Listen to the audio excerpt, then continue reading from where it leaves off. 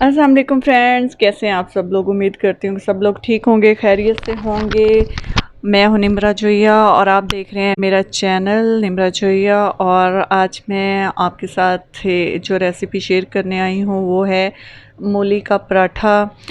सर्दियों का मौसम आ रहा है और सर्दियों में जो है वो पराठे जिस भी किस्म के हों, आलू के पराठे हों, गोभी के पराठे हों या फिर मूली के पराठे हों, तो बहुत शौक़ से खाए जाते हैं और बड़े अच्छे और टेस्टी बनते हैं। तो उसके लिए जो हमारे पास इंग्रेडिएंट्स हैं वो है, ये आटा है, ये मैंने ऑलरेडी गूंद लिया था इसको नमक और पानी के साथ। उसके बाद ये मूली है, इसको मैंने पील ऑफ करके अच्छी तरह से छील के धो के तो इसको मैंने कद्दूकस कर लिया था। उसके बाद जो है ऑयल है, उसके बाद ये 1 टीस्पून भर के मैंने जो है वो दड़ा मिर्च का ले लिया था। उसके बाद मेरे पास ब्लैक पेपर है, हाफ़ टी स्पून मैंने ये ली है। अजवाइन है, हाफ़ टी स्पून जो है ये अजवाइन का है। उसके बाद सॉल्ट है, ये आप अकॉर्डिंग टू योर टेस्ट इसको इस्तेमाल कर सकते हैं, जो जितना भी आप यूज़ करते हैं। उसके बाद ज़ीरा है मेरे पास, 1 टेबल स्पून मैंने ज़ीरा लिया है। हल्दी है, हाफ़ टेबल स्पून हल्दी है। 1 टीस्पून जो है वो पिसा हुआ सूखा धनिया है और 1 टीस्पून जो है वो मेरे पास कुटी हुई लाल मिर्च है। और 4-5 मैंने हरी मिर्च ले ली थी और उनको बारीक काट लिया था। और ये जो है सब्ज़ धनिया है, हरा धनिया है, इसको भी मैंने काट लिए हैं। तो अब करते हैं हमारी वीडियो। बिस्मिल्लाहिर्रहमानिर्रहीम। तो सबसे पहले मैं अपने इन सारे इंग्रेडिएंट्स को जो मैंने कद्दूकस करके मूली रखी हुई थी मैं इसमें ऐड करूँगी। सारे इंग्रेडिएंट्स हमने इसमें डाल देने हैं।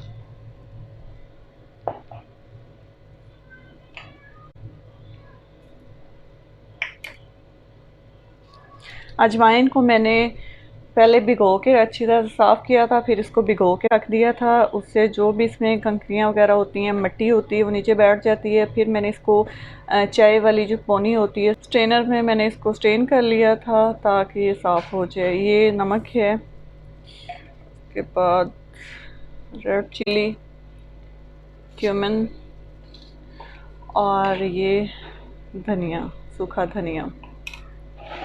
और मैं इन सबको अच्छी तरह से मिक्स कर लूँगी। नमक मिर्च आप अपने टेस्ट के हिसाब से कम या ज़्यादा कर सकते हैं, आप इसको चख सकते हैं थोड़ा सा। अगर आपको कोई चीज़ कम लग रही है तो आप इसमें इस पेस्ट में ऐड कर सकते हैं।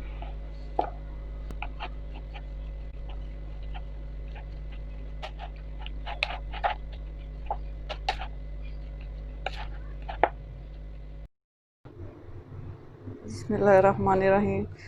तो ये मैं एक पेड़ा ले लूँगी। ये आपने छोटा ही बनाना है क्योंकि डबल आ जाना है।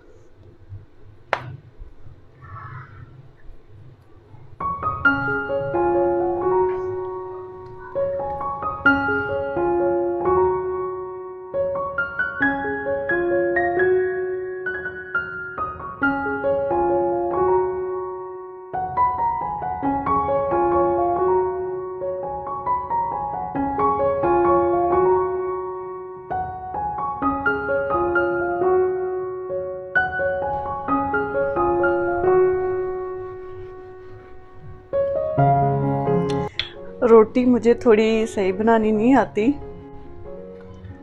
लेकिन बना लेती हूँ। बट सही प्रॉपर तरीके से मुझे रोटियाँ बनाना शुरू से बड़ा मुश्किल भी लगता है। और मुझसे सीख लो। हाँ, इससे मुझे नक्शे बनाने सीखने चाहिए वाकई।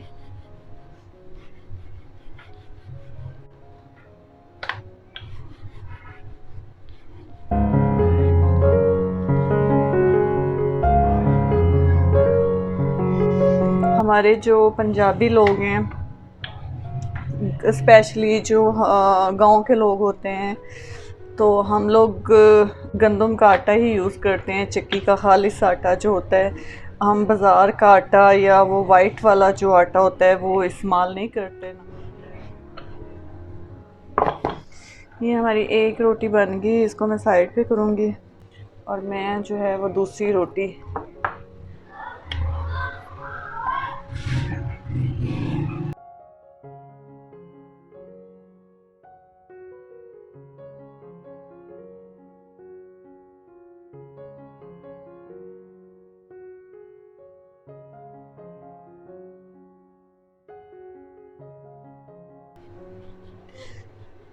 अब जो है मैं इसके ऊपर पहले ऑयल लगाऊंगी, क्योंकि ऑयल लगाने से जो वो कच्चा कच्चा सा नमक और मिर्च वगैरह का जायका होगा तो वो नहीं आएगा। ये दोनों रोटियों पे मैंने ये लगा लिया आटा घी। अब जो पेस्ट है वो आपने अच्छे तरीके से भर के डालना है ताकि पराठा अच्छा बने।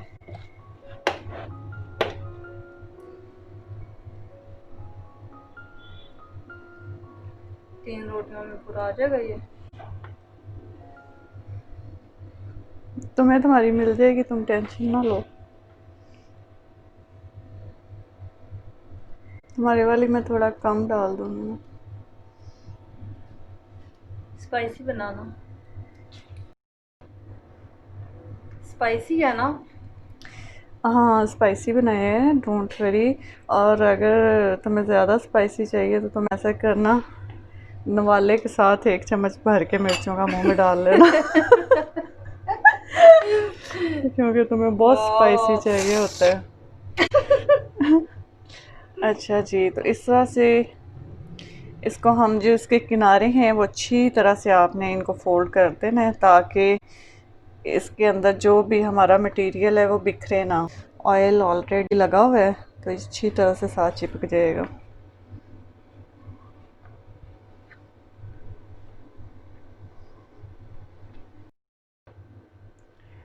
थोड़ा सा हम इसको और बेल लेंगे ताकि सारा अंदर जो मटेरियल है वो अच्छी तरह से बैलेंस हो जाए।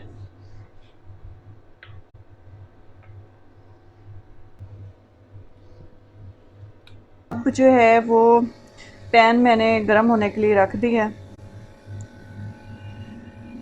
इस पे थोड़ा सा ऑयल लगाऊंगी मैं।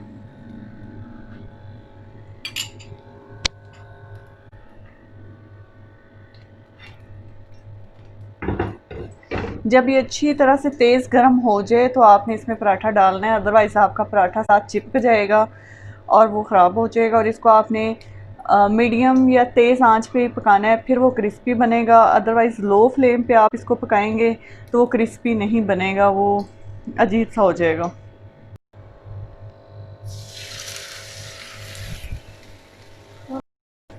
आपने थोड़ा सा उठा उठा के देखना है, जब एक साइड अच्छी तरह से पक जाए, बिल्कुल ब्राउन हो जाए, तो फिर आपने दूसरी साइड से इसको पलटना है, अदरवाइज़ नहीं। बहुत ही टेस्टी पराठा बनता है, आप भी ज़रूर बनाएगा और मुझे कमेंट्स में बताइएगा कि आपको मेरी ये रेसिपी कैसी लगी है। ये हमारी एक साइड जो है वो तकरीबन रेड हो चुकी है, पक चुकी है। ये देखें बहुत ही खूबसूरत सा इसका कलर आया है, बहुत ही यमी यमी, बिल्कुल ब्राउन जैसा से पराठे की शक्ल होनी चाहिए।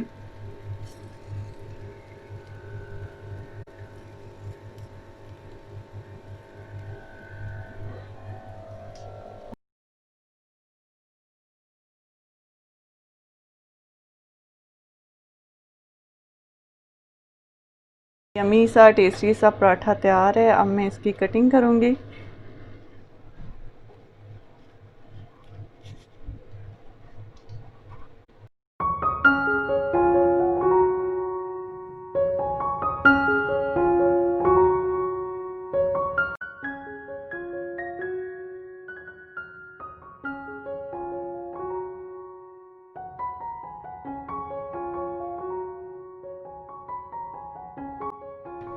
तो ये हमारा यमी सा पराठा तैयार है। पराठा जो है वो तैयार है, बहुत ही टेस्टी और मज़ेदार मज़े का पराठा बना है ये।